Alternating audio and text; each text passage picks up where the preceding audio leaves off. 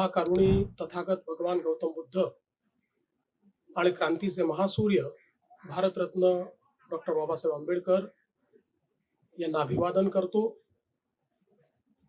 हिंदवी स्वराज्याचे सरसंस्थापक छत्रपती शिवराय यांना मानाचा मुजरा करतो.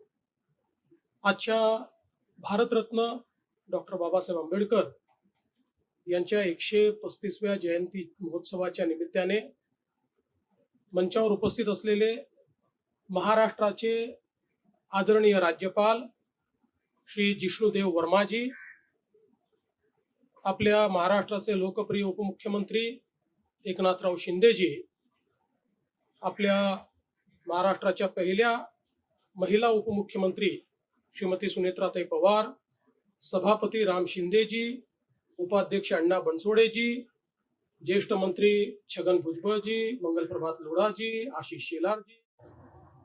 नुकतंच ज्यांचं कार्य अहवाल आपण प्रकाशित केला ते सामाजिक न्याय मंत्री संजय शिरसाटजी, संजय राठोडजी, महापौर ऋतुताई तावडे, माजी खासदार राहुल शेवाळे, आमदार दीपक केसरकर, आमदार कालिदास कोळंबकर, भंते भनंत डॉक्टर राहुल बोधी महाथेरोजी, मुख्य सचिव राजेश अग्रवालजी, आयुक्त अश्विनीताई भिडे, पोलीस महासंचालक सदानंद दाते, पोलीस आयुक्त देवेंद्र भारती, प्रधान सचिव श्री हर्षदीप कांबळे, कोकण आयुक्त श्रीमती रुबल अग्रवाल, राज्यपाल बोध यांचे सचिव प्रशांत नारनवरे, श्री नागसेन कांबळे, भाई गिरकर, विशेष रूपाने या ठिकाणी उपस्थित माननीय भीमरावजी आंबेडकर आणि उपस्थित सर्व माता भगिनी आणि बंधूंनो, मला एक फॉरेन डेलिगेशन करून नागपूरला कार्यक्रमाकरता जायचं असल्यामुळे मी माननीय राज्यपालांची परमिशन घेतली आणि पहिले बोलण्याकरता या ठिकाणी उभा आहे. सर्वप्रथम आपल्या सर्वांना मी भारतरत्न डॉक्टर बाबासाहेब आंबेडकर यांच्या जयंतीच्या मनपूर्वक शुभेच्छा देतो. या महामानवाला आपण जेवढं अभिवादन करू तेवढं कमी आहे, कारण एक व्यक्ती किती मोठं परिवर्तन घडवू शकतो हे भारतरत्न डॉक्टर बाबासाहेब आंबेडकरांनी आपल्याला दाखवून दिलं. आपण जर एक विचार केला, एक व्यक्ती, एक पेन आणि एक पुस्तक,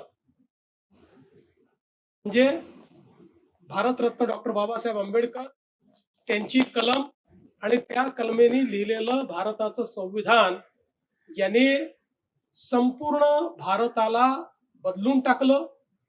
भारतामध्ये समतेचं राज्य प्रस्थापित करण्याचा मार्ग मोकळा केला. समाजामध्ये भेदाभेद दूर केला. मानवतेला काळिमा फासणाऱ्या प्रथा संपवल्या आणि सगळ्यात महत्वाचं, सर्व प्रकारचे भेद, जातीभेद, धर्मभेद आणि महिला पुरुष भेदही संपवण्याचं काम हे या एका संविधानाने केलं. आणि म्हणूनच आपण नेहमी असं म्हणतो की आज भारत प्रगती करतोय, त्याचं एकमेव कारण भारताला मिळालेलं संविधान जे जगातलं सर्वोत्तम संविधान आहे असं आपण निश्चितपणे म्हणू शकतो. आणि म्हणून आज आपण त्यांना त्यांच्या जयंतीच्या निमित्ताने अभिवादन करतो. भारतरत्न डॉक्टर बाबासाहेब आंबेडकर हे असं व्यक्तिमत्व आहे की जगाच्या पाठीवर जर कुठल्या एका व्यक्तीच्या जयंतीचे सर्वाधिक कार्यक्रम होत असतील तर ते भारतरत्न डॉक्टर बाबासाहेब आंबेडकरांचे होतात. जगातल्या कानाकोपऱ्यामध्ये ही सगळी कार्यक्रम आपल्याला त्या ठिकाणी पाहायला मिळतात आणि हे कार्यक्रम एक प्रकारे त्यांच्या कार्याला दिलेली मानवंदना आहे. सगळ्यात महत्वाचा संदेश जो भगवान गौतम बुद्धांचा संदेश त्यांनी आपल्याला दिला तो म्हणजे अत्तदीप भव, म्हणजे स्वतः प्रकाशमान व्हा, कोणावर अवलंबू नका, तुमच्यातला प्रकाश जागृत करून आपल्या पायावर उभं राहा. हा जो काही त्यांनी दिलेला संदेश आहे तो मला असं वाटतं की मानवाच्या कल्याणाचा सर्वोत्तम संदेश म्हणून आपण त्याच्याकडे पाहू शकतो. खरं म्हणजे भारतरत्न डॉक्टर बाबासाहेब आंबेडकर यांच्या सामाजिक चळवळीचा उल्लेख आपण नेहमी करतो आणि तो सर्वार्थाने अत्यंत महत्वाचा आहे. पण तो उल्लेख करत असताना अनेक वेळा त्यांचे वेगवेगळ्या क्षेत्रातले जे काही कॉन्ट्रीब्युशन्स आहेत ते कुठेतरी मागे पडतात.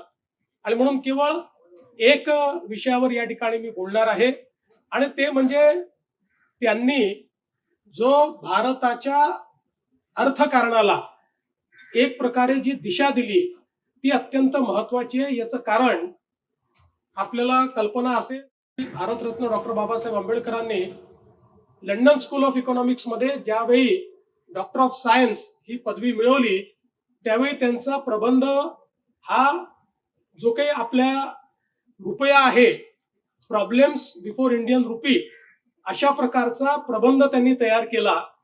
आणि या प्रबंधामध्ये त्यांनी ज्या गोष्टी मांडल्या त्या याकरता महत्वाच्या आहेत की त्यानंतर त्या प्रबंधात त्यांनी असं सांगितलं होतं की भारतामध्ये एक सेंट्रल बँक असली पाहिजे, त्याशिवाय भारतामध्ये बँकिंग हे आपल्याला करता येणार नाही. दुसरं त्यांनी सांगितलं होतं की वर्षानुवर्ष आपल्या करन्सीचं म्हणजे चलनाचं सिल्वर स्टँडर्ड आहे ते संपवलं पाहिजे आणि गोल्ड स्टँडर्ड केलं पाहिजे. आणि तिसरं त्यांनी हे सांगितलं होतं की विनिमय दर बघू नका, करन्सीची पर्चेसिंग पॉवर बघा.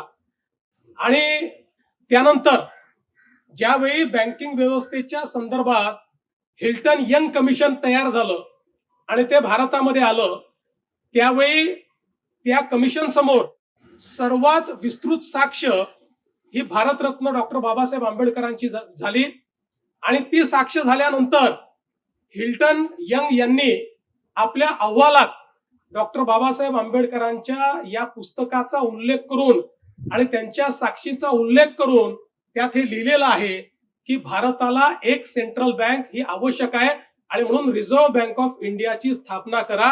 त्यामुळे जी रिझर्व्ह बँक ऑफ इंडिया स्थापित झाली आहे याची मूळ आयडिया ही भारतरत्न डॉक्टर बाबासाहेब आंबेडकरांची होती. दुसरं आपल्याला कल्पना आहे की त्यानंतर भारतामध्येही आणि जगाने त्यांच्या करन्सी करता गोल्ड स्टँडर्ड हे स्वीकारलं. म्हणजे सोन्याचा साठा इक्विव्हॅलंट हा तयार करायचा, हे गोल्ड स्टँडर्ड स्वीकारलं आणि अनेक वर्षापर्यंत ते गोल्ड स्टँडर्ड चाललं. आजही ते चालतंय. पण आज ते का बरं अत्यंत महत्वाचं आहे? आज ज्यावेळी अमेरिकेसारख्या देशामध्ये एक्सचेंज हे डॉलरवर झाल्यामुळे करन्सीचं गोल्ड बॅकिंग त्यांनी काढून टाकलं. आज पुन्हा एकदा अमेरिकेसारख्या देशालाही वाटतं, चीन सारख्या देशालाही वाटतं की आपली करन्सी गोल्ड बॅकिंगची असली पाहिजे आणि मोठ्या प्रमाणात पुन्हा एकदा गोल्ड स्टँडर्ड करे. एका वेगळ्या पद्धतीनं आता अमेरिकाही चालला आहे, चीनही चालला आहे आणि जगभरातली सोन्याची खरेदी आज त्या ठिकाणी चाललेली आहे. याचा अर्थ जे 1923 मध्ये भारतरत्न डॉक्टर बाबासाहेब आंबेडकरांनी सांगितलं होतं ते जगाने स्वीकारलं आणि आज पुन्हा जग ते स्वीकारत आहे. आणि तिसरी गोष्ट आपण जर बघितलं तर आताच्या काळामध्ये विनिमय दराचा विचार फार होत नाही. आपण अनेक वेळा म्हणतो डॉलरच्या तुलनेत आता रुपया घसरला, डॉलरच्या तुलनेत 92 रुपये 93 रुपयेपर्यंत आता $1 झाला. पण जग आता असं पाहत नाही. जग रुपयाची खरेदीची क्षमता काय आहे ही पाहते. $1 काय खरेदी होऊ शकतं आणि तेच खरेदी करायला किती रुपये लागतात. कारण जेव्हा एक्सपोर्ट ओरिएंटेड इकॉनॉमी होते त्यावेळेस विनिमय दर महत्वाचे राहत नाही, तर त्याची पर्चेसिंग पॅरिटी किती आहे ही त्या ठिकाणी महत्वाची असते. त्यामुळे मला असं वाटतं की हे जे आर्थिक विचार भारतरत्न डॉक्टर बाबासाहेब आंबेडकरांनी 1923 साली सांगितले होते, त्या पुस्तकात नमूद केले होते, आजच्या ग्लोबलाइज्ड अर्थकारणामध्येही तेच सगळ्यात महत्वाचे ठरतायत, तेच सुप्रस्तुत ठरतायत आणि त्याच्यावर आधारितच आपल्या संविधानाने आपली अर्थव्यवस्था उभी केली आहे. आणि म्हणूनच आता आपण जगातली तिसरी अर्थव्यवस्था होतो आणि लवकरच दुसरी आणि पहिल्याकडे आपण वाटचाल करू आणि त्याची दिशा देणारं आपलं संविधान आणि ते संविधान लिहिणारे भारतरत्न डॉक्टर बाबासाहेब आंबेडकर आहेत.